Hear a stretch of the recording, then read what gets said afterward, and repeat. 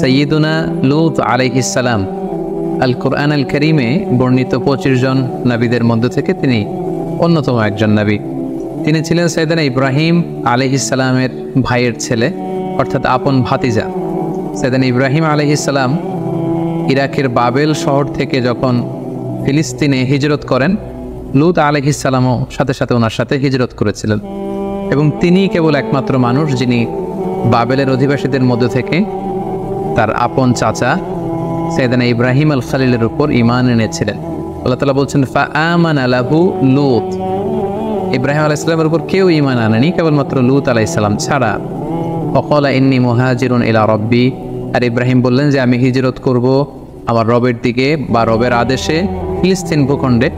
লূত আলাইহিস সালামও সাথে সাথে ওনার সাথে হিজরত করলেন। পরবর্তীতে কিছুদিনের মধ্যেই আল্লাহ তাআলা লূত আলাইহিস সালামকে নবুয়ত দান করলেন, এবং আল্লাহ তাআলা প্রত্যাদেশ করলেন যে হে লূত, তুমি তোমার চাচার সাথে আর ফিলিস্তিন থাকা চলবে না, তোমাকে নবুয়ত দিয়ে ফিলিস্তিনের পাশেই জর্ডান এলাকাতে আমি প্রেরণ করছি। সেখানে কয়েকটি শহর আছে, তার মধ্যে থেকে অন্যতম শহর হচ্ছে সাদুম শহর বা সাদুম গোষ্ঠী। সেখানে তুমি যে দাওয়াত দিবে। এবং আল্লাহ তাআলার আদেশ পাওয়ার সাথে সাথেই আপন চাচা সাইয়েদনা ইব্রাহিম আলাইহিস সালামের কাছ থেকে বিদায় নিয়ে আল্লাহর নবী লূত আলাইহিস সালাম জর্ডানে চলে গেলেন। সেখানে সাদুম সহ আরও 5টি বড় বড় শহর ছিল। কুরআনুল কারীমে এই 5টি শহরের সমষ্টিকে একসাথে আল মুতাফিকা বলা হয়েছে। আল মুতাফিকা শব্দের অর্থ হচ্ছে উল্টানো শহর বা উল্টানো জনপদ। ওই এলাকার লোকদের পাপের কারণে আল্লাহ তাআলা এই 5টি শহরকে একসাথে উল্টে দিয়েছিলেন, এজন্য 5টি শহরকে একসাথে বলা হয় আল মুতাফিকা। আল্লাহ তাআলার আদেশ পেয়ে সাইয়্যিদুনা লূত আলাইহিস সালাম যখন জর্ডানের সাদুম এরিয়াতে গেলেন, তিনি দেখলেন যে সেখানকার লোকজনদের মধ্যে মোট 3টি মন্দ চারিত্রিক বৈশিষ্ট্য রয়েছে। 1 নম্বর হচ্ছে তারা সমকামিতার চর্চা করত, অর্থাৎ সেম সেক্সের প্রতি অ্যাট্রাক্টেড ছিল, পুরুষ হয়েও পুরুষের প্রতি যৌন আকর্ষণ বোধ করত। দ্বিতীয়ত তাদের মধ্যে আরও একটি মন্দ বৈশিষ্ট্য ছিল যে তারা ডাকাতি করত, পথিমধ্যে কাফেলাদেরকে আটকিয়ে তাদের সম্পদ তারা লুণ্ঠন করত। আর 3 নম্বর তাদের যে মন্দ গুণাবলী ছিল সেটা হচ্ছে তারা অশ্লীলতার চর্চা করত। আর এই 3টি কথাই আল্লাহ তাআলা কালামুল্লাহ মাজিদে চমৎকারভাবে উল্লেখ করেছেন। তাদের 3টি ব্যাড অ্যাট্রিবিউটের প্রথমটি ছিল সমকামিতা। আল্লাহ তাআলা বলছেন ওয়ালুতান ইয ক্বালা লিকওমিহি আতাতুনাল ফাহিশাতা মা সাবাকাকুম বিহা মিন আহাদিম মিনাল আলামিন। তিনি তার কওমের লোকদেরকে বলতে আরম্ভ করলেন যে তোমরা এই অশ্লীল কাজ পৃথিবীর মধ্যে করছো, যেটা পৃথিবীতে এর আগে কখনো কেউ করেনি। ইন্নাকুম লাতাতুনার রিজালা শাহওয়াতাম মিন দুনিন নিসা। তোমরা পুরুষ হয়ে পুরুষদের প্রতি যৌন আকর্ষণ বোধ করছো, তোমরা নারীদের মাধ্যমে সেই ডিজায়ারকে ফুলফিল করতে চাচ্ছ না। বল আনতুম কওমুম মুসরিফুন, তোমরা তো অবাধ্য এক জাতি। তাহলে এই ছিল তাদের 1 নম্বর ব্যাড অ্যাট্রিবিউট। 2 নম্বর ব্যাড অ্যাট্রিবিউটের ব্যাপারে আল্লাহ বলছেন ওয়া তাকতাউনাস সাবিল, তোমরা ডাকাতি করো। 3 নম্বর হচ্ছে ওয়া তাতুনা ফি নাদিকুমুল মুনকার, তাদের কিছু ক্লাব ছিল, নাইট ক্লাব, সেখানে তারা অশ্লীলতার চর্চা করত। তো সাইয়েদনা লূত আলাইহিস সালাম যখন এই বাজে কোয়ালিটিগুলো দেখলেন, তিনি যে সেখানে দিনের দাওয়াত দেয়া শুরু করলেন।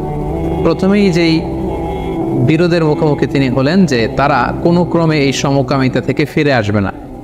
তারা সমলিঙ্গের প্রতি যৌন আকর্ষণ বোধ করত, যেটাকে আমরা ইংরেজিতে হোমোসেক্সুয়ালিটি বলি বা সডোমি বলি বা গে হওয়ার যে কালচার, সেটা তাদের মধ্যে ছিল। এবং কোরআনের আয়াত থেকে আমরা বুঝতে পারি পৃথিবীতে লূত আলাইহিস সালামের কওমের আগে কেউ এই বাজে অভ্যাসের চর্চা পৃথিবীতে কেউ করেনি, বরং সর্বপ্রথম এই পাপ কাজের সূচনা তাদের মধ্যে থেকেই হয়েছিল। সেটা কিভাবে শুরু হয়েছিল তাফসিরে কুরতুবিতে এসেছে যে শয়তান সর্বপ্রথম এই কাজটি করেছিল। লূত আলাইহিস সালামের কওমের লোকেরা যখন চাষাবাদ করত, তখন শয়তান খুবই চমৎকার চেহারার সুশ্রী অবয়বের যুবক অথবা একজন বালকের আকৃতিতে তাদের কাছে আসলো, এসে সর্বপ্রথমে কুপ্রস্তাব দিল। এবং শয়তানের এত সুন্দর চেহারা দেখে তারা অবাক হয়ে গেল। শয়তান তাদেরকে বলল, ছোট্ট বালক বা যুবকের সুশ্রী চেহারা বা অবয়ব নিয়ে তাদের কাছে এসে বলল যে তোমরা যদি আমার সাথে এমন এমন পাপ কাজ করো তাহলে তোমরা অনেক আনন্দ পাবে, এবং এই কথা আমি কাউকে বলে দিব না, তোমরা চাইলেই করতে পারো। সর্বপ্রথম তারা কৌতূহলবশত এই সুশ্রী বালকের সাথে এই অপকর্মটা করতে আরম্ভ করলো। প্রতিদিনই এই ছেলেটা আসে, মানে শয়তান এই ছেলের আকৃতিতে আসে, এবং তাদের অনেকের মধ্যে এই বাজে স্বভাব শয়তান আস্তে আস্তে ডেভেলপ করতে লাগলো। শয়তান ঠিক ততদিন পর্যন্ত তাদের কাছে আসতে লাগলো যতদিন পর্যন্ত শয়তান নিশ্চিত হলো যে হ্যাঁ, এই অভ্যেসটা তাদের মধ্যে এখন পরিপূর্ণভাবে ডেভেলপ হয়ে গিয়েছে। আমি যদি নাও আসি, তারা নিজেরা নিজেদের মধ্যে এই কাজটি করবে। এটা যখন শয়তান নিশ্চিত হলো, শয়তান তাদের কাছে আসা বন্ধ করে দিল। কিন্তু ইতিমধ্যে তারা নিজেদের মধ্যে এই বাজে স্বভাবটি ডেভেলপ করে ফেলেছে। তখন তারা নিজেরা নিজেদের সাথে এই অপকর্ম করতে আরম্ভ করলো। তাদের মধ্যে যে সুস্থি যুবক বা বালক আছে, তাদের উপর তারা হামলে পড়তো। তারা নারীদের প্রতি যৌন আকৃষ্ট না হয়ে পুরুষদের সাথে এই পাপ কাজ তারা করতে আরম্ভ করলো। সাইয়েদনা লূত আলাইহিস সালাম তাদেরকে এই পাপ কাজ থেকে ফিরে আসার আহ্বান করলেন। তিনি তাদের মাঝে দাওয়াতি কাজ করলেন। তিনি তাদেরকে অশ্লীলতার এই পথকে পরিহার করতে বললেন। তিনি তাওহীদ, রিসালাত, আখিরাত এবং আল্লাহ তাআলার আযাবের ভয় দেখালেন। নৈতিক মূল্যবোধের দাওয়াত তিনি দিতে লাগলেন। সূরাতুশ শুআরাতে আল্লাহ তাআলা বলছেন, ইয ক্বালা লাহুম আখুহুম লূতুন আলা তাত্তাকুন। লূত আলাইহিস সালাম তাদেরকে বলল, তোমরা কি আল্লাহকে ভয় পাবে না? তোমরা কি আল্লাহকে ভয় করো না? কিভাবে তোমরা এই পাপ কাজগুলো করছো? কিভাবে একটি পুরুষ হয়ে তোমরা পুরুষের প্রতি যৌন আকর্ষণ বোধ করছো? এটা তো খুবই ঘৃণ্য একটি কাজ। ইন্নী লাকুম রাসূলুন আমিন, নিশ্চয় আমি আল্লাহর পক্ষ থেকে বিশ্বস্ত রাসূল। ফাত্তাকুল্লাহ, এই পাপ কাজ তোমরা বন্ধ করো, তোমরা আল্লাহকে ভয় করো। ওয়া আতিউন, এবং নবী হিসেবে আমার আনুগত্য করো। ওমা আসআলুকুম আলাইহি মিন আজর ইন আজরিয়া ইল্লা আলা রাব্বিল আলামিন। এই যে দাওয়াতি কাজ করছি, আমি তো কোনো প্রতিদান চাচ্ছি না, বরং আমি প্রতিদান চাই আল্লাহ তাআলার কাছে। সূরা শুআরা আল্লাহ তাআলা আবার বলছেন, ক্বালা ইন্নী লিআমালিকুম মিনাল ক্বালিন। লূত আলাইহিস সালাম বললেন, তোমরা যে এই অপকর্ম করছো, এই হোমোসেক্সুয়ালিটির এই প্র্যাকটিস যে করছো, এটার সমালোচনা, এটার বিরোধিতা, এটা আমি করেই যাব যতদিন না তোমরা ক্ষান্ত হও। সাইয়েদনা লূত আলাইহিস সালাম এভাবে তাদেরকে বোঝাতে লাগলেন, কল্যাণের পথে তাদেরকে আহ্বান করতে লাগলেন। লূত আলাইহিস সালামের দাওয়াতের ফলে তাদের কওমের পক্ষ থেকে, জাতিগোষ্ঠীর পক্ষ থেকে রেসপন্স কী ছিল আমরা যদি খেয়াল করি, তাহলে দেখব যে আল্লাহ তাআলা বলছেন, ক্বালু লা ইন লাম তানতাহি ইয়া লূত লাতাকুনান্না মিনাল মুখরাজিন। অর্থাৎ তারা বলতে আরম্ভ করলো, হে লূত, তুমি যদি এই দাওয়াতি কাজ না থামাও, তাহলে এই এলাকা থেকে আমরা তোমাকে বের করে দেব। মনে রাখো, তুমি কিন্তু এই এলাকার লোক নও। তোমার বাড়ি হচ্ছে ইরাকের বাবেলে, সেখান থেকে গিয়েছো ফিলিস্তিনে, ফিলিস্তিন থেকে উড়ে এসে জুড়ে বসেছো আমাদের এই জর্ডান এলাকায়। আর আমাদেরকে তুমি নীতি কথা শেখাচ্ছ? আমাদের চাহিদা যদি তুমি পূরণ করতে না দাও, এলাকা থেকে বের করে দেবো। তো ক্বালু আখরিজুহুম মিন ক্বরিয়াতিকুম ইন্নাহুম উনাসুন ইয়াতাতাহহারুন। পাশাপাশি যারা লূত আলাইহিস সালামকে সাপোর্ট দিত, তারা বলল যে আপনারা লূতকে এলাকা থেকে বের করে দেন, এখান থেকে বহিষ্কার ঘোষণা করুন। নিজেরাও হুমকি দিতে লাগলো, অন্যদেরকেও তারা উস্কানি দিতে লাগলো। এক পর্যায়ে লূত আলাইহিস সালাম বললেন যে তোমরা যদি না থামো, যে কোনো মুহূর্তে আযাব এসে, গজব এসে তোমাদেরকে ধ্বংস করে দিবে। এবং মনে রাখো, আল্লাহর গজব কিন্তু অত্যন্ত, আযাব কিন্তু ভয়ঙ্কর। তিনি সব সময় আযাব দেন না, কিন্তু যখন আযাব দেন, তিনি আযাব দেওয়ার মতনই দেন। ক্বালু উতিনা বিআযাবিল্লাহি ইন কুনতা মিনাস সাদিকিন। আযাবের কথা যখন লূত আলাইহিস সালাম বলে ভয় দেখালেন, তারা বলল, পারলে আযাব নিয়ে আসো, আমরা এই সমকামিতার চর্চা বন্ধ করব না। তোমার আল্লাহ যদি সত্যি হয়ে থাকে, পারলে আযাব দেখাও। সাইয়েদনা লূত আলাইহিস সালামের স্ত্রীর ব্যাপারে কোরআনে এসেছে, সাইয়েদনা লূত আলাইহিস সালামের স্ত্রী ওনার উপর ঈমান আনেননি, বরং সাইয়েদনা লূত আলাইহিস সালামের স্ত্রী সেই পাপাচারী লোকদের সহযোগী ছিল। সূরাতুত তাহরীম আল্লাহ তাআলা বলছেন, দারাবাল্লাহু মাসালান লিল্লাযীনা কাফারু ইমরাআতা নূহ ওয়া ইমরাআতা লূত। নূহ আলাইহিস সালামের স্ত্রী আর লূত আলাইহিস সালামের স্ত্রী, তাদের দৃষ্টান্ত দিয়ে আল্লাহ তাআলা বলেছেন যে তারা কুফরি করেছে, তারা কাফের নারীদের আদর্শ, তারা বিশ্বাসী ছিল না। আল্লাহ বলছেন, কানাতা তাহতা আবদাইনি মিন ইবাদিনা সালিহাইন। আমার দুইজন প্রিয় ভাজন নেককার বান্দাদের স্ত্রী হয়েও তারা ঈমান আনতে পারেনি। ফাখানাতাহুমা, তারা খেয়ানত করেছে। কোন ধরনের খেয়ানত? তারা ঈমান আনেনি। তারা কিন্তু চারিত্রিক দিক থেকে খারাপ নারী ছিল না। অশ্লীলতার সাথে পৃথিবীর কোনো নবীর স্ত্রীরাই জড়িত ছিল না। এখানে খেয়ানত দ্বারা উদ্দেশ্য হচ্ছে, মুফাসসিরিন ইকরাম বলেছেন, তারা ঈমান আনেনি। নবীর স্ত্রী হিসেবে তাদের জন্য আবশ্যক ছিল তো তারা ঈমান আনবে, কিন্তু তারা ঈমান আনেনি। বরং লূত আলাইহিস সালামের স্ত্রী গোপনে গোপনে লূত আলাইহিস সালামের তথ্য ওই এলাকার পাপাচারী লোকদের কাছে সরবরাহ করত। সাইয়েদনা লূত আলাইহিস সালাম দাওয়াত দিতে দিতে যখন ক্লান্ত হয়ে পড়লেন, তিনি আল্লাহর কাছে অবশেষে বললেন, রব্বি নাজ্জিনি ওয়া আহলি মিম্মা ইয়ামালুন। হে আল্লাহ, আমার চোখের সামনে তারা এই পাপ কাজগুলো করছে জর্ডানে, আমি এত বলেও তাদেরকে থামাতে পারছি না। পুরুষে পুরুষে তারা অপকর্ম করছে, তাদের নাইট ক্লাবগুলোতে এই বাজে কাজের সয়লাভ। আল্লাহ, আপনি আমাকে বাঁচান, আমাকে, আমার পরিবারকে বাঁচান। তারা এই পাপ কাজ করছে, তাদেরকে আপনি থামান। আল্লাহ তাআলা তখন তাদেরকে শাস্তি দেওয়ার মনস্থির করলেন। তিনি আদেশ জারি করলেন যে লূত আলাইহিস সালামের কওমের উপর বিশাল শাস্তি দেয়া হবে। এবং এটা জানানোর জন্য আল্লাহ তাআলা একদল ফেরেশতাকে পাঠালেন। তারা প্রথমে ইব্রাহিম আলাইহিস সালামের কাছে যে ইব্রাহিম আলাইহিস সালামের সন্তান ইসাকের সুসংবাদ দিল, সেটা দিয়ে তারা লূত আলাইহিস সালামের কাছে ফিরে আসলো। এবং ফিরে এসে তারা অনিন্দ সুন্দর নওজোয়ানের রূপে, সুন্দর যুবকের চেহারা নিয়ে তারা লূত আলাইহিস সালামের কাছে মেহমানের ছদ্মবেশে আগমন করলো। লূত আলাইহিস সালামের স্ত্রী যখন দেখলো যে কিছু যুবক, সুন্দর সুশ্রী চেহারার যুবক এসেছে, তিনি গোপনে এলাকার ওই পাপী লোকদের কাছে এই তথ্য সরবরাহ করে দিলেন যে তোমরা যেহেতু সুশ্রী অবয়বের যুবক এবং বালকের খোঁজে সবসময় থাকো, কিছু যুবক মেহমান হয়ে আমার স্বামী লূতের বাড়িতে এসেছে, তোমরা এখানে এসে হামলা দিতে পারো। এই ব্যাপারটা খুব চমৎকারভাবে আল্লাহ তাআলা কালামুল মাজিদে ইরশাদ করছেন, ওয়ালাম্মা জাআত রুসুলুনা লূতান সিআ বিহিম ওয়া দাqa বিহিম দারআ ওয়া ক্বালা হাযা ইয়াউমুন আসীব। অর্থাৎ আমার ফেরেশতারা যখন লূত আলাইহিস সালামের কাছে সুন্দর চেহারা নিয়ে আগমন করলো, লূত আলাইহিস সালাম তো ভয় পেয়ে গেলেন।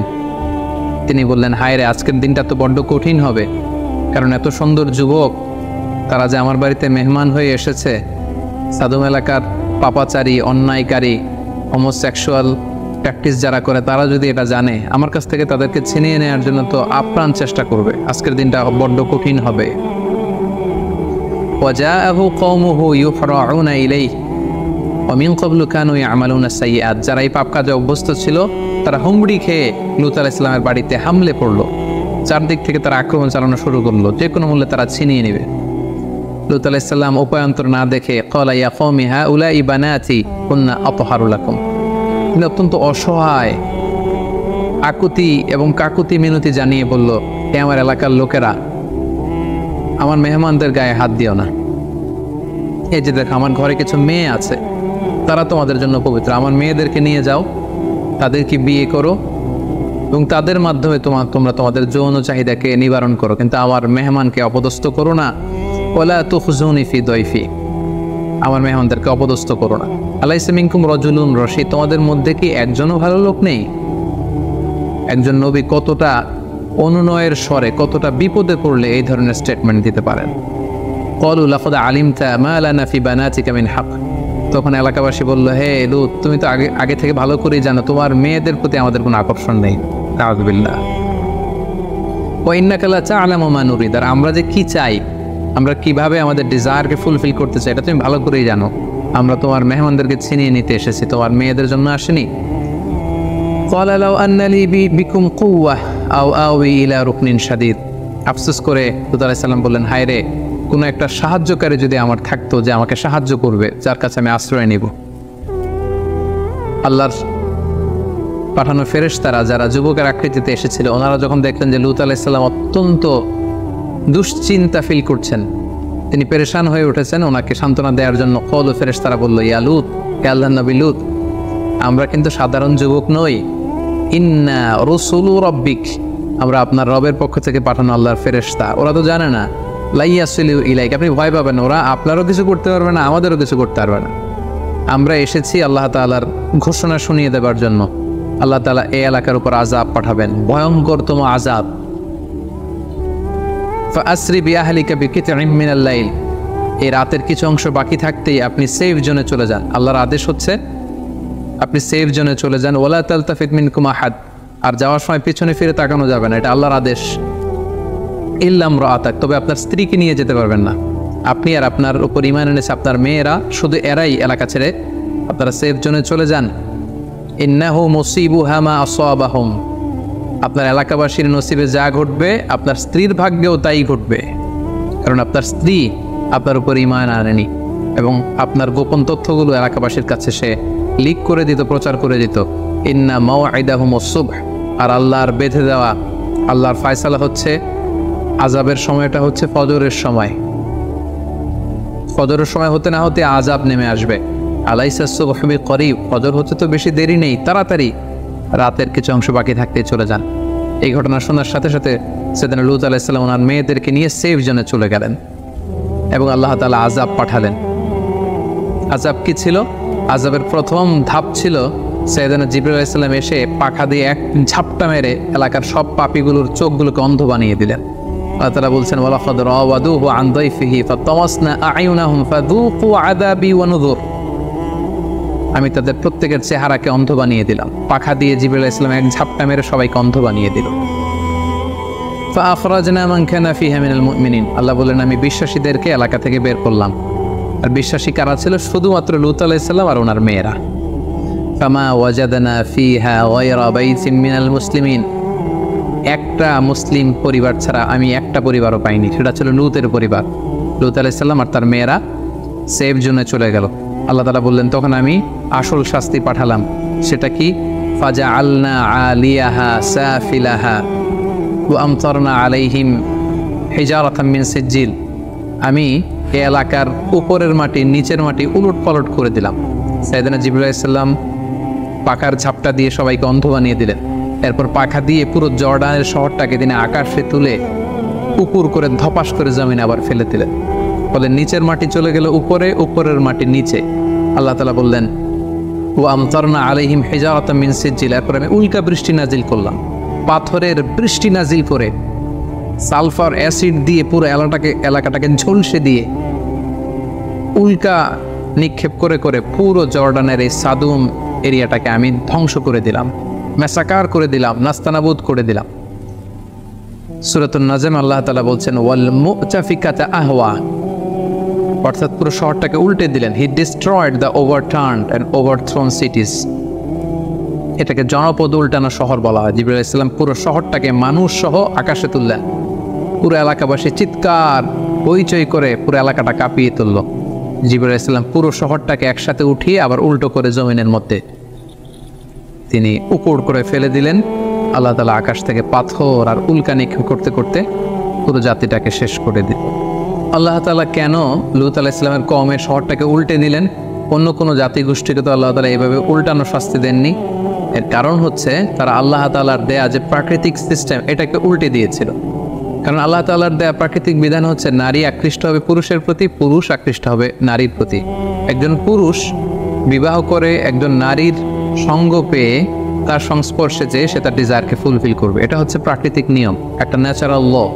তারা আল্লাহর দেয়া এই ন্যাচারাল ল প্রাকৃতিক নিয়মকে যেহেতু উল্টে দিয়েছে, সেজন্য আল্লাহ তাআলা তাদের শহরকে উল্টে দিয়ে এই কঠিন শাস্তির মুখোমুখি করে তাদেরকে মৃত্যুমুখে পতিত করেছে। এবং এই এলাকাটাকে নিয়ে অনেক গবেষণা হয়েছে এবং জিওলজিস্ট বা ভূতত্ত্ববিদরা ওনারা পেয়েছেন যে এখানে গন্ধকের, যেটাকে সালফার বলে, সালফারের আগুন বর্ষিত হয়েছিল এই এরিয়াতে। এবং এখানকার মাটিতে প্রচুর পরিমাণে গন্ধক পাওয়া যায়, ন্যাট্রন ও পেট্রোল তো আছেই। এই এলাকাটাতে এত বেশি গন্ধকের উপস্থিতি আছে, এটাই উল্কা পতনের একটা অকাট্য প্রমাণ বৈজ্ঞানিকদের ভাষ্যমতে, যে এখানে উল্কা পতিত হয়েছিল, যেটাকে আল্লাহ তাআলা হিজারাতাম মিন সিজিল বলেছেন। এবং বর্তমানে যদি এই এলাকাতে আপনি যান, এই এলাকাটার অবস্থান বা লোকেশন হচ্ছে, এটা জর্ডান ইসরায়েল সীমান্তবর্তী একটা এলাকা এবং এটা হচ্ছে the lowest land area on earth, পৃথিবীর সবচাইতে নিম্নগামী এরিয়া, সবচাইতে নিচু এরিয়া, লো ল্যান্ড। যেহেতু জিবরাইল আলাইহিস সালাম শহরটাকে উঠিয়ে জমিনে দাবিয়ে দিয়েছিলেন, এটা পৃথিবীর সবচাইতে নিচু এরিয়া। এবং এখানকার পানির লবণের ঘনত্ব সাগরের লবণের চাইতে কমপক্ষে 8 গুণ বেশি। আমরা জানি সাগরের পানি এত লবণাক্ত যেটা মুখে দেয়া যায় না।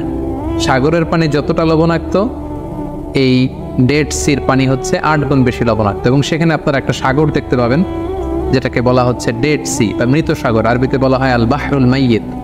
এটাকে মৃত সাগর বলা হয় এজন্য এই পানির লবণের ঘনত্ব এত বেশি যে এখানে কোনো প্রাণী জন্মায় না। এটা আযাবের আর গজবের জায়গা, ফলে এখানে মাছ জন্মায় না, ব্যাঙ জন্মায় না, কোনো শ্যাওলা জন্মায় না, কোনো জীবকণা, জুপ্লাঙ্কটন, ফাইটোপ্লাঙ্কটন টাইপের কোনো কিছু এখানে জন্মায় না। বরং এখানে লবণের ঘনত্ব, ডেন্সিটি এত বেশি, কোনো মানুষ সেখানে পড়ে গেলে ডুবেও না, তারা সেখানে ভেসে থাকতে পারে। এটা আযাব আর গজবের জায়গা। এই ছিল সাইয়েদনা লূত আলাইহিস সালামের জীবন কাহিনী। এখান থেকে আমরা কিছু লাইফ লেসন বের করতে পারি। 1 নম্বর যে শিক্ষাটুকু আমরা পাই সেটা হচ্ছে ইসলাম সহ পৃথিবীর কোনো ধর্মই কিন্তু অশ্লীলতাকে শেখায় না। পৃথিবীর সকল ধর্মই অশ্লীলতার বিরুদ্ধে। এবং সাইয়েদনা লূত আলাইহিস সালামের জামানায় সর্বপ্রথম এই হোমোসেক্সুয়ালিটি বা সমকামিতা শুরু হয়েছিল এবং বর্তমানেও নানা সময়ে এই পাপাচারিতা মাথাচাড়া দিয়ে উঠছে। সেটা কখনো LGBT রাইটসের নামে, সেটা কখনো গে কালচারের নামে। সো আমরা যারা বিশ্বাসীরা যারা রক্ষণশীলতায় বিশ্বাসী, আমাদের সমাজে যাতে এই পাপ পঙ্কিলতায় আবর্জনা যাতে ঢুকতে না পারে আমাদেরকে সচেতন থাকতে হবে। কারণ আমরা জানি যে ইসলাম হচ্ছে একটা ওয়েলফেয়ার লেজিসলেশন। ইসলামে যত বিধান দেওয়া হয় এটা আমাদের কল্যাণের জন্য, ভালোর জন্য দেওয়া হয়। এবং ইসলামের শারিয়া অনুযায়ী এই হোমোসেক্সুয়ালিটি এটা মারাত্মক শাস্তিযোগ্য একটি অপরাধ, এটি কবিরা গুনাহ এবং সর্বসম্মতিক্রমে এটি হারাম। দ্বিতীয় যে ব্যাপারটি আমরা বলবো সেটা হচ্ছে এই যে সমকামিতার সমস্যা, পৃথিবীর ইউএস সহ ইউরোপের অনেক দেশে আপনারা শুনবেন যেটাকে লিগালাইজ করা হয়েছে। ইউরোপের অনেক স্টেটে, ইউএসের অনেক স্টেটে, ইউরোপের অনেক দেশে, এবং এটা নিয়ে অনেক আন্দোলন চলছে। এটা বেসিকলি গবেষকদের কথা অনুযায়ী এটা একটা মনস্তাত্ত্বিক সমস্যা, এবং এটা হচ্ছে বেসিকলি বিকৃতভাবে গড়ে ওঠা একটা যৌন আকর্ষণ। একটা মানুষ যখন সবসময় অস্বাভাবিক চিন্তা করবে, অস্বাভাবিক জীবনযাপন করবে, অস্বাভাবিক যৌন ও শৃঙ্খল একটা লাইফস্টাইল সে যখন প্র্যাকটিস করবে, তখন তার মধ্যে এই একটা বাজে যৌন চিন্তা আস্তে আস্তে ডেভেলপ করে, খুবই গ্রাজুয়ালি। অনেকের কাছ থেকে জানা গিয়েছে যে অনেকেই কৌতূহলবশত এটা নিজের মধ্যে অ্যাডপ্ট করেছে এবং ধীরে ধীরে আস্তে আস্তে সমকামী বনে গিয়েছে তারা। সো আমাদের সমাজে আমাদের উঠতি বয়সের তরুণ তরুণীরা যাতে এই জাতীয় পাপ কাজের দিকে, এই অন্ধকার পথের দিকে পা না বাড়ায়, সেদিকে আমাদেরকে খেয়াল রাখতে হবে। 3 নম্বর যে লাইফ লেসনটি আমরা এখানে উল্লেখ করতে চাই সেটি হচ্ছে একটি সুস্থ, সমৃদ্ধ এবং স্বাস্থ্যকর যৌন জীবনের জন্য আল্লাহ তাআলা আমাদেরকে বিয়ের মতো একটি পবিত্র বিধান তিনি আমাদেরকে প্রেসক্রাইব করেছেন বা দান করেছেন। এবং ইসলামে বিয়ে বহির্ভূত সব ধরনের যৌন সম্পর্ক কমপ্লিটলি প্রহিবিটেড। কারণ এই বিয়ের মধ্যে বা এই বিয়ের বন্ধনে আছে মানসিক প্রশান্তি, এতে আছে সামাজিক একটা দায়বদ্ধতা এবং নতুন প্রজন্ম তৈরি করার একটা মাধ্যম। সমকামীদের ব্যাপারে শুধু এতটুকু আমরা বলতে চাই যে যারা এই পৃথিবীতে সমকামী আছে, পৃথিবীর সব সমকামীদেরকে একসাথে করে তাদেরকে যদি একটা স্বাধীন দেশের মধ্যে দিয়ে দেওয়া হয়, যে আপনাদেরকে একটা স্বাধীন দেশ দিয়ে দেওয়া হলো, সেই দেশের লোকদেরকে মাত্র 50 বছর সময় দিলেই তারা নিশ্চিহ্ন হয়ে যাবে। কারণ এখানে কোনো আউটপুট নেই, এই সম্পর্কে কোনো আউটপুট নেই, কোনো প্রশান্তি নেই। নারী যদি নারীর সাথে বিবাহ বন্ধনে আবদ্ধ হয়, পুরুষ যদি পুরুষের সাথে বিবাহ বন্ধনে আবদ্ধ হয়, এই জনগোষ্ঠীটাকে একটা আলাদা স্বাধীন রাষ্ট্র দিয়ে দেওয়া হলে তাদের নিশ্চিহ্ন হয়ে যাওয়ার জন্য সর্বোচ্চ 50 বছরের প্রয়োজন। 50 বছর পরে তাদের কোনো অস্তিত্ব এই পৃথিবীতে থাকবে না। তাই আমরা যারা মুসলিম তারা কখনোই এই সমকামিতাকে আমরা সাপোর্ট করতে পারি না, বরং সবসময় ইসলামের অবস্থান এই সমকামিতার বিপক্ষে। সাইয়েদনা লূত আলাইহিস সালামের জীবন কাহিনী থেকে আরেকটি শিক্ষা আমরা পাই, সেটা হচ্ছে আমরা যারা বিশ্বাসী আমরা মেহমানদেরকে সবসময় সম্মান করব। কারণ আল্লাহ রাসূল সাল্লাল্লাহু আলাইহি ওয়াসাল্লাম বলেছেন, মান কানা ইউমিনু বিল্লাহি ওয়াল ইয়াউমিল আখিরি ফালইউকরিম দাইফা, যে আল্লাহয় বিশ্বাস করে, আখিরাতে বিশ্বাস করে, সে যেন তার মেহমানকে সম্মান করে। আমরা যদি খেয়াল করি তাহলে দেখব যে সাইয়েদনা লূত আলাইহিস সালাম তিনি এলাকাবাসীদের বলেছেন যে তোমরা আমার মেয়েদেরকে নিয়ে যাও, কিন্তু আমার মেহমানের গায়ে হাত দিও না। তার মানে মেহমান যখন আপনার বাসায় চলে আসবে, তার সেফটি দেওয়া, তার সিকিউরিটি দেওয়া, তার সম্মান ইজ্জতকে অটুট রাখা, এটা মেজবানের দায়িত্বের মধ্যে চলে আসে। সর্বশেষ আমরা যে শিক্ষাটির কথা উল্লেখ করতে চাই সেটা হচ্ছে প্রত্যেক মানুষের জীবনে একজন বিশ্বাসী, একজন আস্থাভাজন, একজন মুত্তাকি সোলমেট খুব জরুরি। বিশেষ করে আপনার স্ত্রী যদি আপনার খেয়ানত করে, আপনার স্ত্রী যদি আপনার সাথে বিট্রে করে, তাহলে আপনার ঘরটা একটা জাহান্নামের টুকরা। আমরা লূত আলাইহিস সালামের ক্ষেত্রে দেখব যে আল্লাহ তাআলা এই বড় একটি পরীক্ষা তার জীবনে তিনি করেছেন। লূত আলাইহিস সালাম যদিও তিনি নবী, কিন্তু তার স্ত্রী তার প্রতি ঈমান আনেনি। সো আমরা আমাদের জীবনটাকে শান্তিময় করবার জন্য এমন একজন লাইফমেট, এমন একজন লাইফ পার্টনার খুঁজে নিতে হবে যার মধ্যে দিনদারি থাকবে। আল্লাহ রাসূল সাল্লাল্লাহু আলাইহি ওয়াসাল্লাম বলেছেন 4টি জিনিস দেখে কোনো নারীকে বিয়ে করা হয়। আল্লাহ রাসূল সাল্লাল্লাহু আলাইহি ওয়াসাল্লাম ইরশাদ করেছেন 4টি জিনিস দেখে নারীদেরকে বিয়ে করা হয়। তার সম্পদ দেখে, তার সৌন্দর্য দেখে, তার স্ট্যাটাস দেখে, আরেকটা হচ্ছে তার দিনদারি দেখে। আল্লাহ রাসূল সাল্লাল্লাহু আলাইহি ওয়াসাল্লাম বললেন এই 4টির মধ্যে তোমরা যদি জিততে চাও, যদি সাকসেসফুল হতে চাও, তাহলে দিনদারিকে প্রাধান্য দিও। ফাসবার বিযাতি দ্বীন, যে নারীর মধ্যে দিনদারিতা আছে সেই নারী হবে তোমার প্রকৃত সোলমেট, এবং সেই তোমার ঘরটাকে জান্নাতের টুকরা বানিয়ে রাখবে। আল্লাহ তাআলা কেন লূত আলাইহিস সালামের কওমের শহরটাকে উল্টে দিলেন? অন্য কোনো জাতিগোষ্ঠীকে তো আল্লাহ তাআলা এইভাবে উল্টানো শাস্তি দেননি। এর কারণ হচ্ছে তারা আল্লাহ তাআলার দেয়া যে প্রাকৃতিক সিস্টেম এটাকে উল্টে দিয়েছিল। কারণ আল্লাহ তাআলার দেয়া প্রাকৃতিক বিধান হচ্ছে নারী আকৃষ্ট হবে পুরুষের প্রতি, পুরুষ আকৃষ্ট হবে নারীর প্রতি। একজন পুরুষ বিবাহ করে একজন নারীর সঙ্গ পেয়ে তার সংস্পর্শে যেয়ে সে তার ডিজায়ারকে ফুলফিল করবে, এটা হচ্ছে প্রাকৃতিক নিয়ম, একটা ন্যাচারাল ল। তার আল্লাহর দেয়া এই ন্যাচারাল ল, প্রাকৃতিক নিয়মকে যেহেতু উল্টে দিয়েছে, এজন্য আল্লাহ তাআলা তাদের শহরকে উল্টে দিয়ে এই কঠিন শাস্তির মুখোমুখি করে তাদেরকে মৃত্যুমুখে পতিত করেছে। যদি নবীর কণ্ঠের চাইতে তোমাদের কণ্ঠ বড় হয়, জীবনে যত ইবাদত করছো সব বাতিল, নামাজগুলো বাতিল, কাজে আসবে না। হজ করছো বাতিল, রোজা রেখেছো বাতিল, সব বাতিল। বেয়াদবি করেছো নবীর সাথে, চিল্লায় বলেন ঠিক কিনা? নবীর কণ্ঠের চাইতে নিচু হতে হবে কণ্ঠ। এই আয়াত আসার পরে সাহাবারা তো এমন ভয় পেলেন, এবার নবীর কাছেই কেউ আসেনি। সুবহানাল্লাহ কইবেন না? ভয়ে আসে না, ভয়ে না জানি আমার কণ্ঠ আবার নবীর কণ্ঠের চাইতে উঁচু হয়ে যায়। ওমর ফারুক রাদিয়াল্লাহু তাআলা আনহু ডানে ঘুরে বায়ে ঘুরে কাছে আসে না, আবু বকর রাদিয়াল্লাহু তাআলা আনহু ডানে ঘুরে বায়ে ঘুরে কাছে আসে না। আল্লাহর হাবিব ওমর ফারুককে ডাক দিলেন, এই ওমর সামনে আসো, এদিকে আসো। ওমরে ফারুক আসলেন, কিন্তু ওমরে ফারুক এত আস্তে আস্তে কথা বলেন, বিশ্বনবী ওমরে ফারুকের কথা কানে শোনে না। সুবহানাল্লাহ নাই? এত আস্তে আস্তে ওমরে ফারুক কথা বলেন, বিশ্বনবী শুনতে পান না। ওমর কি বললা, একটু জোরে বলো না। ওমরে ফারুক একটু জোরে বললেন, তাও শোনেন না। বিশ্বনবী বললেন, আরেকটু সাউন্ড বড় করে বলো, আমি তো শুনি না, জোরে বলো। ভয় হয়, কারণ কণ্ঠ যদি উঁচু হয়ে যায় আমার নবীর কণ্ঠের চাইতে, জীবনের সব ইবাদত শেষ। এজন্য কথা কওয়ার দরকার নেই, ইবাদতগুলো ঠিকঠাক আওয়াজ করে পড়তে হবে, আল্লাহু আকবার। তাহলে 2 নাম্বার গাইডলাইন, লা তারফাউ আসওয়াতাকুম ফাওকা সাওতিন নবী। নবীর কণ্ঠের চাইতে কণ্ঠ উঁচু করো না। আপনারা হজ উমরা করেছেন কে কে দেখি? মাশাআল্লাহ, হাত নামান। যারা আমরা করি নাই, আমরা আল্লাহর কাছে কামনা করি, আল্লাহ আমাদেরকেও তুমি যাওয়ার তৌফিক দাও। আমরাও যেন আমার নবীর কবরের সামনে দাঁড়িয়ে নবীরে সালাম করতে পারি, তৌফিক দাও। আমরাও যেন রাউদাতুম মিন রিয়াদিল জান্নাহ ঢুকে 2 রাকাত নামাজ পড়তে পারি, তৌফিক দাও। তোমার ঘরটা যেন তাওয়াফ করতে পারি, তৌফিক দাও। মক্কা মদিনার ঐতিহাসিক জায়গাগুলো যেন দেখে হৃদয়টারে ঠান্ডা করতে পারি, আল্লাহ তৌফিক দাও। তো যারা গিয়েছেন তারা জানেন, মসজিদে নববীতে নামাজের পরে আপনারা যখন পূর্ব দিকে, প্রথম কাতারের পূর্ব দিকে সবাই লাইন ধরে, লাইন ধরে যেতে যেতে প্রথমে বাম দিকে পড়ে রাউদাতুম মিন রিয়াদিল জান্নাহ, জান্নাতের বাগান সমূহ থেকে একটা বাগান। পুরো মসজিদে নববীর কার্পেটের এক কালার, ওই রাউদাতুম মিন রিয়াদিল জান্নাহর কার্পেটের আরেক কালার। আল্লাহ রাসূল সাল্লাল্লাহু আলাইহি ওয়াসাল্লামের ঘর আর মিম্বার এতটুকু জায়গাকে অন্য কালারের কার্পেট দেয়া হয়েছে। এটা দুনিয়ার বুকে জান্নাতের টুকরার মধ্যে থেকে একটা টুকরা। গণ সুবহানাল্লাহ।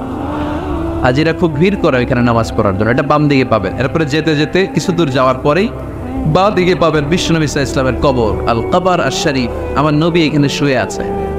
যেই নবীর কথা আজীবন ওয়াজে শুনলেন, যেই নবীরে নামাজের তাশাহুদে বসে সালাতু সালাম পড়ে শোনান, যে নবীর জন্য দেহের তাজা রক্ত আমরা বিলিয়ে দিতে রাজি, ওই নবীর কবরের সামনে যে যখন দাঁড়াবেন আর ভাববেন আমার আর নবীর থেকে ব্যবধান 5-6 হাত, এইখানে আমার নবী শুয়ে আছে, এইখানে আমি, আপনি কি ধৈর্য ধারণ করতে পারবেন? কথা বলেন, নিজেকে সামলে রাখতে পারবেন? আমার নবীর কোন উম্মত প্রথম যখন উমরা করতে যায়, হজ করতে যায়, নবীর কবরের সামনে দাঁড়িয়ে নিজেকে সামলে রাখতে পারে না। চিৎকার দিয়ে কান্না আসে, চোখ দিয়ে ধা ধা করে অশ্রু ঝরে। যেই নবীর ভালোবাসা আমার হৃদয়ের মধ্যখানে, আমার নবী নাকি শোয়া আছে এই জায়গায়, এই জায়গায় আমার নবী শোয়া। সহ্য হয় না, বুক ফেটে চিৎকার আসে, কিন্তু চিৎকার দেয়া যায় না। কারণ যে আয়াতের তাফসীর আপনাদেরকে শোনাচ্ছি, এই আয়াতটা বিষ্ণুনবীর কবরের উপরে লেখা। লা তারফাউ আসওয়াতাকুম ফাওকা সাওতিন নবী। তুমি নবীর দরবারে এসেছো, এখানে বড় গলায় আওয়াজ করে কোনো কথা বলা যাবে না। চিল্লায় বলেন ঠিক কি না? এই আয়াতটা আজও লেখা নবীর কবরের উপর। লা তারফাউ আসওয়াতাকুম ফাওকা সাওতিন নবী। এটা নবীর দরবার, এখানে চিৎকার চেঁচামেচি করে দুরূদ পড়া যাবে না, লাফালাফি করা যাবে না। ভদ্রভাবে আন্তরিকতার সাথে বিনয়ের সাথে নবীরে সালাম দিতে হবে। সুবহানাল্লাহ পড়ে। আল্লাহ রাসূল সাল্লাল্লাহু আলাইহি ওয়াসাল্লাম আমাদের থেকে বিদায় নিলেন, কিন্তু এই আয়াতের হুকুম আজও আছে না নাই?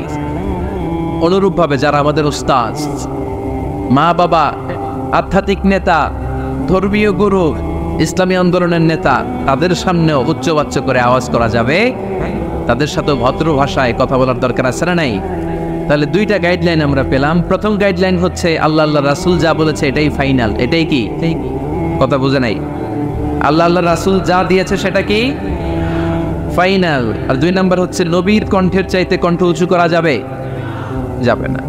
3 নম্বরে আল্লাহ মুমিনদেরকে আবার ডাক দিলেন, বললেন ইয়া أيها الذين آمنوا إن جاءكم فاسق بنبأ فتبينوا, কেউ যদি তোমাদের কাছে কোনো সংবাদ নিয়ে আসে সংবাদটা বিশ্বাস করার আগে যাচাই করে নাও।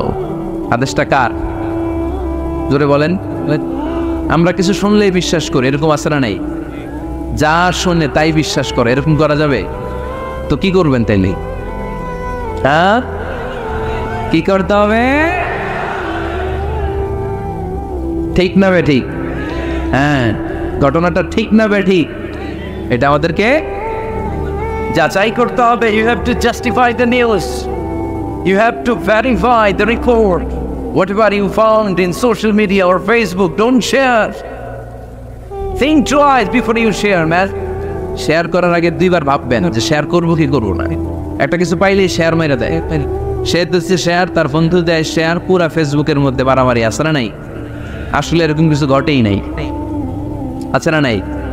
খবরদার, আমরা খুব খুব বেশি পছন্দ করি রুমর, গুজব ছড়ানোর জন্য বাংলাদেশের পৃথিবীতে 1 নাম্বার। আমাদের চেয়ে কেউ বেশি গুজব ছড়াতে পারে। কিছুদিন আগে এরকম হইল না যে লবণের দাম বেড়ে গেছে? হ্যাঁ, ফরিদপুরে এগুলো হয় নাই তো না? এই বাজারেও লবণ ছিল না তখন? কয় বস্তা? এক একজন 2 বস্তা করে। আপনি কয় বস্তা নিছেন? নেন নাই? তো এই যে দেখেন গুজবের কারণে আসলে লবণ পর্যাপ্ত। তারা আমগো দেশে লবণ থাকবে না, লবণ থাকবে কই? লবণের দেশের মানুষ, ঠিক কিনা? পর্যাপ্ত পরিমাণ লবণ আছে। আমাদের যে লবণ মজুদ আছে আমাদের দেশের চাহিদা মিটিয়ে পাশে ইন্ডিয়াতে বা মিয়ানমারও কিছু সাপ্লাই করা সম্ভব, এত লবণ আছে আলহামদুলিল্লাহ। পড়ে তো এই যে লোকজন বেশি দাম দিয়ে লবণ কেন কিনলো? গুজব। আমরা কি গুজব মানব? গুজব এটারে আজকে আমরা নো বলে দিব। নো। কি বলবেন? এত আস্তে গুজবকে আমরা কি বলবো? নো। গুজবে কান দিবেন না। প্রায় দেখবেন সোশ্যাল মিডিয়াতে অমুক নেতার গোপন ভিডিও ফাঁস। তো অমুক নেতার গোপন ভিডিও ফাঁস হয়েছে, আপনার কি সমস্যা? আপনার এত ভালো লাগে কেন? আপনার ভিডিও তো কয়দিন পরে ফাঁস হবে, তখন আপনি কি করবেন? এই সমস্ত আজে বাজে কাজে যাবেন। অমুক নেতার কি ফাঁস হয়েছে, কি গোপন ভিডিও, কি স্ক্যান্ডাল, এগুলো নিয়ে কখনো মুমিনদের মাথা ব্যথা থাকতে পারে? মুমিন চাইলেই যে কোনো জিনিস শেয়ার দিতে পারে না। আপনি লা ইলাহা পড়েছেন, এই লা ইলাহা যেন তেন কোনো বাণী নয়। এই লা ইলাহার ঘোষণা দিয়ে যে মুমিন হয়, তার হাতগুলো আল্লাহর কাছে একেবারে সারেন্ডার, তার জিহ্বাটা সারেন্ডার, তার চোখগুলো সারেন্ডার, তার কানগুলো সারেন্ডার। সে চাইলেই মন যা চায় তা করতে পারে না, ঠিক কিনা? আপনার কান দিয়ে যা শুনতে বলছে শুনতে পারবেন। কেন পারেন না? কারণ আপনি মুমিন, ঠিক কিনা? চোখ দিয়ে যা দেখতে মন চায় দেখা যায়। যেন কানে শুনি সদা তোমার কালাম, এ খোদা চোখে যেন দেখি শুধু কোরআনের আয়াত। শোনো আমার মোনাজাত, শোনো শোনো ইয়া ইলাহি আমার মোনাজাত, শোনো আমার মোনাজাত। পড়ে যাবেন তাহলে ফাতাবাইয়ানু। নিউজ একটা শুনলেই আমরা শেয়ার দিব না ভাই, আমরা একটু চেক করব, ক্রস চেক, ডাবল চেক, নির্ভরযোগ্য তথ্যসূত্র তালাশ করব যে আসলে এই ঘটনাটা ঘটছে কিনা। 100% যখন আপনি confirm, then you may share in Facebook, that's not a big deal. Then share দেন, জনসচেতনতার জন্য শেয়ার দেন, সমস্যা নাই। কিন্তু না জেনে শেয়ার দেওয়া যাবে? কথা বলে। আল্লাহ রাসূল সাল্লাল্লাহু আলাইহি ওয়াসাল্লামের জীবনে এরকম একটা ঘটনা ঘটেছিল। হারিস বিন মিরার রাদিয়াল্লাহু তাআলা বনুল মুস্তালিকের যুদ্ধে জেতার পরে হারিস বিন মিরারকে বিশ্বনবী দায়িত্ব দিলেন যে হারিস বিন মিরার তুমি এই এলাকার নেতা, কি করতে হবে আমাদের? বিশ্বনবী বললেন নামাজ পড়বা, রমাদানের রোজা রাখবা, যাকাত আদায় করবা। মিরার বলে তাহলে যাকাত নেন। বিশ্বনবী বললেন না, 1 বছর পূর্ণ হওয়ার পরে যাকাত দিতে হয়। যাকাত কয় বছর পর পর? যাকাত প্রতিদিন দেয়া লাগে। হালানিল হাউল, 1 বছর যখন হবে আমি আমার সাহাবী পাঠাবো মদিনা থেকে, তখন দিয়ে দিও। বিশ্বনবী চলে গেলেন। 1 বছর পরে এক সাহাবীকে রেডি করলেন, যাকাতের সম্পদ নিয়ে আসো বনুল মুস্তালিকের পক্ষ থেকে, ওই সাহাবীর নাম হচ্ছে ওয়ালিদ ইবনে উকবা। বিশ্বনবী ডেকে বললেন, ওয়ালিদ যাও, 1 বছর সময় অতিক্রান্ত হয়েছে, বনুল মুস্তালিকের লোকদের যত যাকাতের সম্পদ জমা হয়েছে নিয়ে আসো। সাইয়েদনা ওয়ালিদ ইবনে উকবা যখন সম্পদ আনার জন্য বের হলেন, ওইদিকে বনুল মুস্তালিকের লোকেরা শুনতে পেল বিশ্বনবীর পাঠানো সাহাবী ওনাদের এলাকায় শুভাগমন করবে।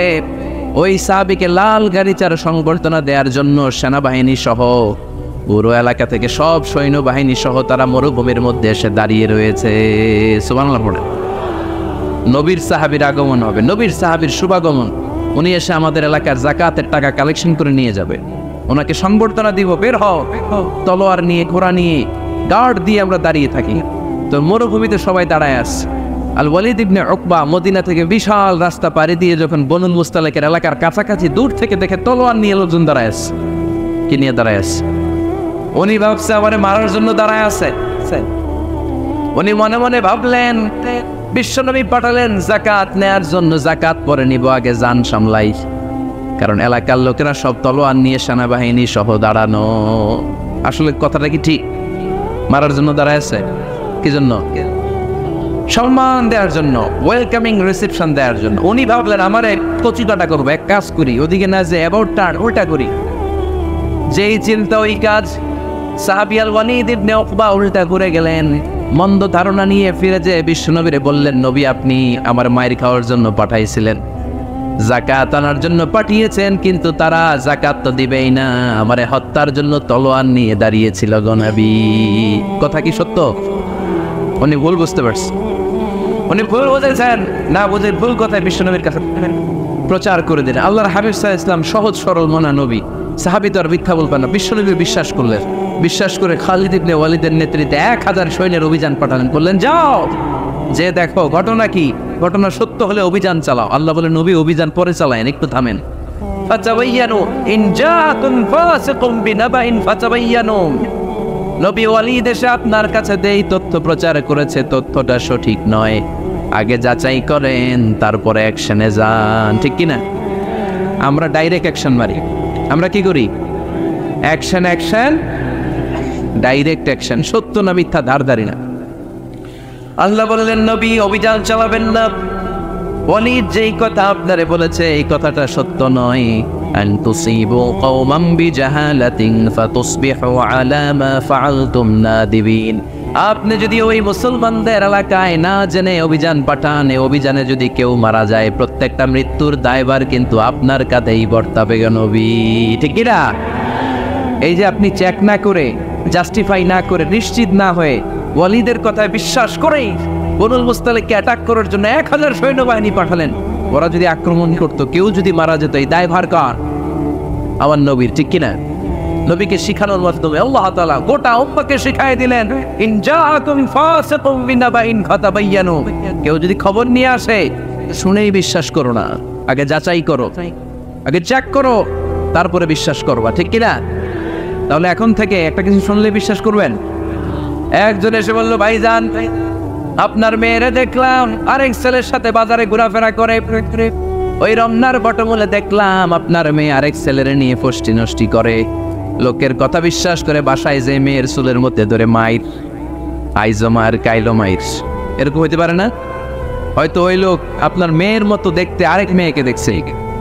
এরকম হয় কিনা সমাজে? একজন এসে বললো, ভাই আপনি এখানে বাবিরও তো দেখলাম ওই জায়গায় আরেক লোকের সাথে ঘোরাফেরা করতেছে, খবর রাখেন না আমার স্যার? আপনি দেখে মেঘে ঘটনা কি? আমার খেয়ে আমার পরে আরেকজনের সাথে, যে এই বাড়িতে যে মাই, কোনো কথা নেই। দেখবেন যে ছোট্ট মারামারি থেকে এই ঘটনা অনেক সময় বিচ্ছেদ বা ডিভোর্স পর্যন্ত গড়ায়। ঠিক কিনা? ওই যে শোনা কথায় কান দিচ্ছেন, ফাতাবায়ানু, আপনি চেক করেন নাই। হয়তো আপনার স্ত্রীর মতো দেখতে বা আপনার স্ত্রী যে জামা পরে, যে পোশাক পরে, এরকম পোশাক পরে আরেক নারীকে দেখছে, আপনার বউ না এটা। আপনার মেয়ের ব্যাপারে যে তথ্য দিয়েছে এটা সঠিক নয়, সে আপনার মেয়ের মতো আরেকটা মেয়েকে দেখেছে, এসে আপনার কাছে বলে দিছে, আপনিও বিশ্বাস করছেন। ভেজাল আছে না নাই? এই ভেজালগুলোকে থামানোর জন্য কোরআনে এই বিধানগুলো নাজিল করেছে কে? তাহলে ফরিদপুরের ভাইরা 3 নম্বর গাইডলাইন, সমাজটাকে সুন্দর রাখার তথ্য একটা শুনলেই বিশ্বাস করবেন না। সিলে কান নিয়ে গেছে, শুনলেই সিলের পিছনে দৌড় নাকি? কি করবেন? আগে কানে হাত দিয়ে একটু দেখবো কান দুইটা আছে না নাই। তারপরে চিলের পেছনে দৌড়াস। তাহলে এখন থেকে আমরা তথ্য একটা শুনলে বিশ্বাস করব, তাহলে কি করবেন বলতে হবে, কি করবেন? যাচাই বাছাই, জাস্টিফিকেশন অফ দ্য নিউজ। কোন নিউজ জাস্টিফিকেশন ছাড়া আমরা প্রচার করব, বিশ্বাস করব, শেয়ার করব না। 4 নম্বরে আল্লাহ বললেন, ইয়া আইয়ুহাল্লাযীনা আমানু লা ইয়াসখার কওমুম মিন কওম। ওহে আমার ঈমানদার বান্দারা, শোনো শোনো, খবরদার কখনো কোনো মুমিন বান্দারে ঠাট্টা করো না, অবজ্ঞা করো না, ঠাট্টা করো না। তার মনে কষ্ট হয় এমন কোনো কথা তারে বলো না। নেভার স্কফ অফ এনিবডি, কাউকে নিয়ে ঠাট্টা করবে না। তার দেহ নিয়ে, তার আকৃতি নিয়ে, তার বংশ নিয়ে। এক লোকের বাবা ছিল চোর, কিন্তু তার ছেলে অনেক ভালো। আপনি কি তারা বলতে পারবেন তুই চোরের ঘরের চোর? বলতে পারবেন? চুরি করছে বাবা, ওর কি দোষ? কথা বলেন। এগুলো কবিরা গুনাহ। আওয়াজ করে বলেন তো কি গুনাহ? কবিরা গুনাহ। কারো আকৃতি নিয়ে, আমার ফরিদপুরের কলিজার টুকরা যুবক ভাইরা, কারো আকৃতি নিয়ে কখনো অবজ্ঞা করবে না, তুচ্ছ জ্ঞান করবে না। এটা কবিরা গুনাহ, এটা আল্লাহ খুব অপছন্দ করেন। এর কারণ আকৃতিটা আমাদের হাতে নাই। আমাদের কারো নাক লম্বা, কারো খাটো, আমরা কেউ কালো, কেউ সাদা, আমরা কেউ স্মার্ট, কেউ অন্যরকম। তো এই যে আমাদের এক এক ধরনের আকৃতি, এটা কি আমি বানাইছি? আপনি বানাইছেন? দিছে কে? এই জন্য কারো দেহের গঠন নিয়ে যদি আপনি অবজ্ঞা করেন, এটা প্রক্ষান্তরে আপনি স্রষ্টাকে নিয়ে অবজ্ঞা করলেন। কারো দেহের আকৃতি নিয়ে যদি আপনি তুচ্ছ করেন, তাকে তুচ্ছ করেননি, আমার রবকে আপনি তুচ্ছ করেছেন। চিল্লায় বলেন ঠিক কিনা? খবরদার, তুই কালু, তুই লম্বু, তুই মোটু, তুই কানা, তুই রোহিঙ্গা, আছে না নাই? ইদানিং এটা খুব চলে। এই রোহিঙ্গা নামটা আছে না? ফরিদপুরে এগুলো ঢুকে নাই না? আমাদের ওইদিকে দেখি কি অবস্থা, কারোর সাথে কেউ লাগলেই কই তুই রোহিঙ্গা। কি আশ্চর্য, এই গালি কবে আসলো? হ্যাঁ, অনেক ধরনের গালি। ঢাকায় আর একটা চলে ফইন্নির ভূত, কি বলে? এই এগুলো আগে শুনে নেই আমরা, রিসেন্ট এগুলো বলা শুরু করছে, ফইন্নির ভূত, রোহিঙ্গা। না, এগুলো বলে আপনি কাউকে অবজ্ঞা করতে পারবেন? পারবেন না। খবরদার, এটা কবিরা গুনাহ, এটা ছোট গুনাহ মনে করবেন না। কারণ আকৃতি নিয়ে তুচ্ছ করা যায় না, কারণ আকৃতি দান করেছে কে? ওয়াল্লাযী ইউসাউইরুকুম ফিল আরহামি কাইফা ইয়াশা লা ইলাহা ইল্লা হুয়াল আজিজুল হাকীম। তিনি এমন সত্তা যিনি তোমাদের চেহারার অবয়ব দিয়েছেন, তোমাদের আকৃতি দান করেছেন তখন যখন তোমরা মায়ের পেটের ভেতরে ছোট্ট জোকের মতো ছিলা। মায়ের পেটের ভেতরে আমরা যখন সবাই এত ছোট্ট, তখনই আমাদের চেহারার আকৃতি দিয়েছে কে? কে সুন্দর হব, কে ছেলে হব, কে মেয়ে হব, কে মোটা হব, কে চিকন হব? আমার ইচ্ছা হয়েছি? আওয়াজ করে বলতে হবে, কার ইচ্ছায়? প্রত্যেককে যদি আল্লাহ প্রত্যেকের নিজের চেহারা ডিজাইন করতে দিতেন, আল্লাহ যদি বলতেন তোমার চেহারাটা কেমন হবে তুমি ডিজাইন করো, তাহলে আপনি আপনারা কেমন বানাতেন? হ্যাঁ বলেন। ফরিদপুরের বাইরে বলেন সুন্দর করে বানাতেন, তাই না? সবচেয়ে স্মার্ট, সবচেয়ে সুন্দর করে আমি আমার চেহারাটা বানাতাম যদি আমাকে ডিজাইন করার সুযোগ দেওয়া হতো। কিন্তু এই সুযোগ তো আল্লাহ দেন নাই। ডিজাইন স্বয়ং করে দিয়েছেন কে? কোন নারীকে যদি আল্লাহ বলতে, এই নারীরা তোমাদের চেহারা কার কেমন লাগবে তোমরা বানাও, প্রত্যেক নারী কি করতো? বিশ্ব সুন্দরী করে নিজেকে বানাতো। খুব ধরার মতো কোনো জায়গা সে নিজের জন্য রাখতো না, ঠিক কিনা? কিন্তু এটা আল্লাহ দেন নাই। এই আকৃতিটা আমাদেরকে সরাসরি দান করেছেন কে? খবরদার, আমাদের অনেকে বিকলাঙ্গ, আমাদের অনেকের হাত ছোট, পা বড়, দেখতে মোটা, কেউ চিকন, কেউ কালো। খবরদার, কারো আকৃতি নিয়ে কখনো কোনো অবজ্ঞার সুরে, ঠাট্টার সুরে কোনো কথা আমরা বলবো না।